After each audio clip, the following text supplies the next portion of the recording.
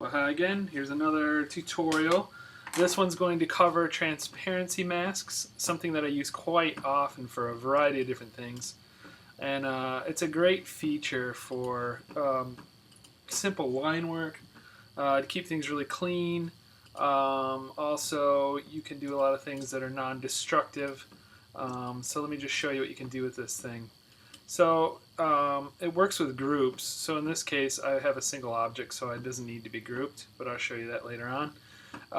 So if you go over to your transparency palette over here, you can double click on this. If yours happens to turn up black like this, you just uncheck the clip, and now it's white. So now I'm into this mask, so I can edit things.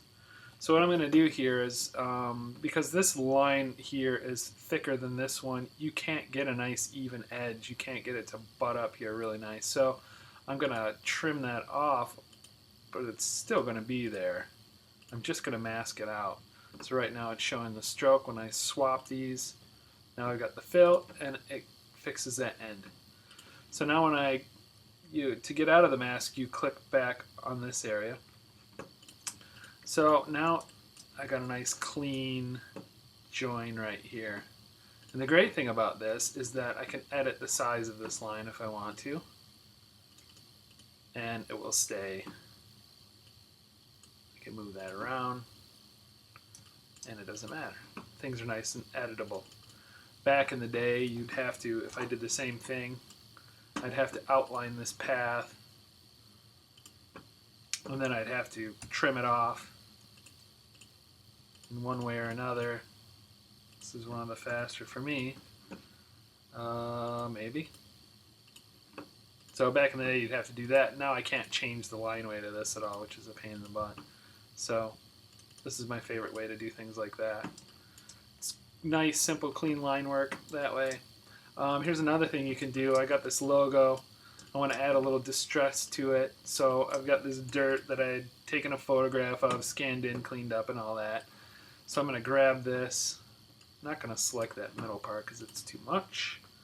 So I'm going to grab this. I'm going to go in here. Now this thing is a whole group. So I'm going to go in here and do the same thing. And in the transparency palette, double click this. Now I'm into the mask. So I'm going to paste in that dirt that I have. And you can see what it does. I don't really like the way that looks. So I'm going to scale this down. Yeah, maybe something like that's kind of cool. I can copy it. I'm dragging a copy right now, so I have a little bit over here. Yeah, so you can do stuff like that, which is pretty cool. And to test this out, I'm going to put it on a background so you can see that it's all transparent. Send this to the back, just give it a color. Now you can see it's all transparent, and it works really good for printing. I don't usually ever have any issues with it. The one thing you want to be careful of when you're doing transparency masks is that your color black in here is 100% CMYK. And when you're just working in CMYK, it's fine to have it just 100% black, but if this gets converted to RGB, you get better results if it's 100% CMYK. So here's another similar example to that. I've got this little title block here, and I wanted to make it look older, so I've got this dirt over here, same kind of a thing. I'm going to bring this into this group, so this is all grouped. Same thing, go on the transparency path. So I'm going to paste this in here, move it around, get it in this, just get a little bit of grunge in here. So I'm going to grab some of this, maybe I want some over here, maybe I want a little bit more over in here. Yep, that's good for now. Put a little bit more over here. Alright, so now the nice thing about this is all editable. I can move this around, it all stays together. I can change this text, and it still keeps the grunginess in there. So I like this feature. This is all editable. So that's another thing you can do with it. Let's see. Going back to some line art ideas here. So I don't like to, when I draw something like this, I hate cutting my circles, like these circles that go around. I hate doing it. I I don't want to destroy this in case I got to change anything later on, in case I want to change the size of this tire. It just becomes a pain in the butt. So I hate destroying things that I think I might use later in the future. So what I've done is I've grouped just this tire. It's all one group. And now I'm going to come in and I'm going to mask out these areas that I don't want to see. So I'm just going to come in here and I'm going to just draw in with the pen tool. I'm just doing this quickly. I'd probably do it a little nicer. I definitely would do it a little bit nicer. But I'd probably, what I would do is just copy these lines. I'm going to just show you what I would do to make it nicer. Might as well not show you the half-ass way. What I would really do is I would grab this line, this line, this line. I would grab this, oops, grab this, this, this, this, this. I'm looking for live paint groups here that I can fill in. And I want to have this. Alright, that looks pretty good. So I'm going to take all of that. I'm going to make myself a nice little mask here. I'm just going to Control F, paste it right in here. Just for a second.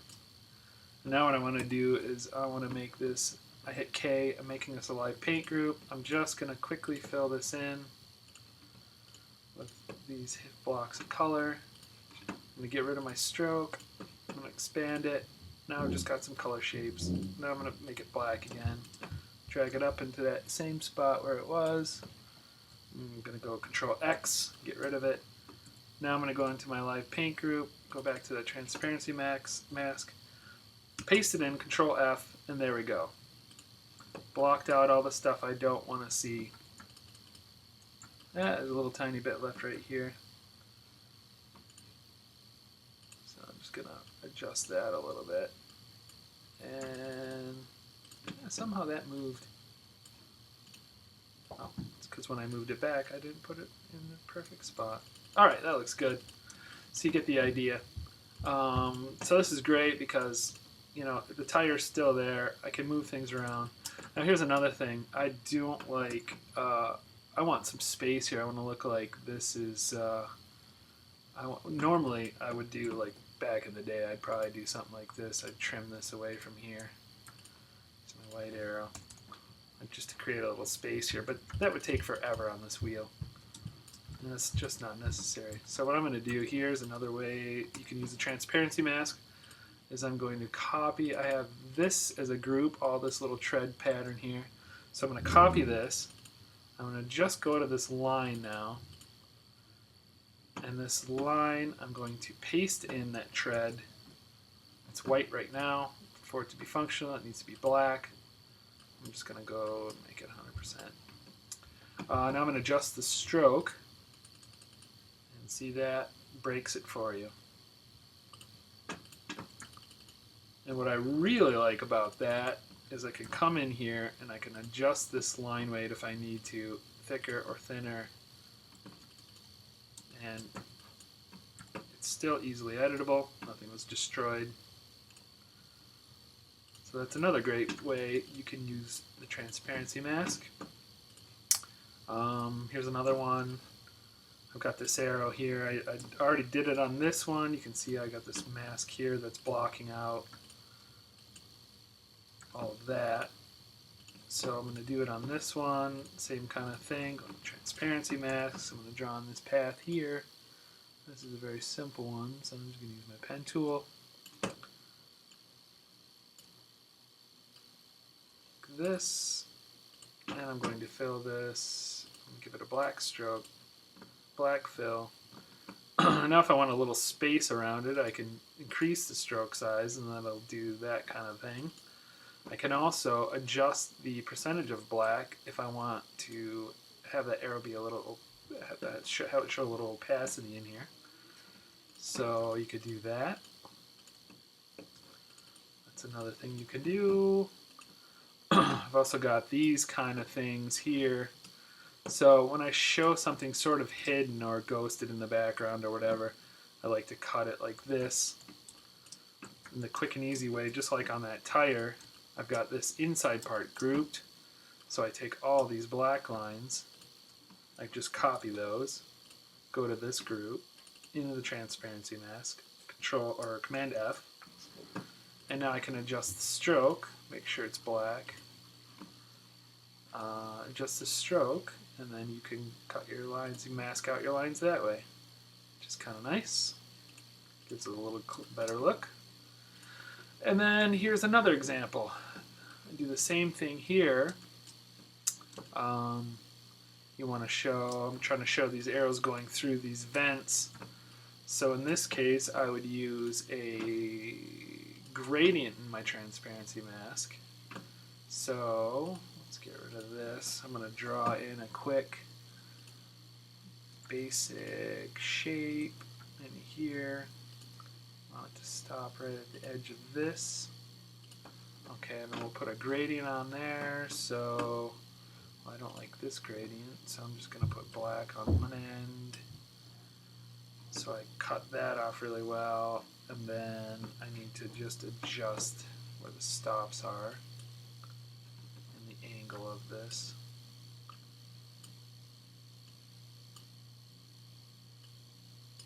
That's a good way of using a gradient to kind of control that mask a little bit. And I'll just bring that down a little. Yeah, that's pretty good. So now I could just take this that I've created, copy it. Oh, there's one thing I don't like. Gotta watch your gradient so it doesn't extend.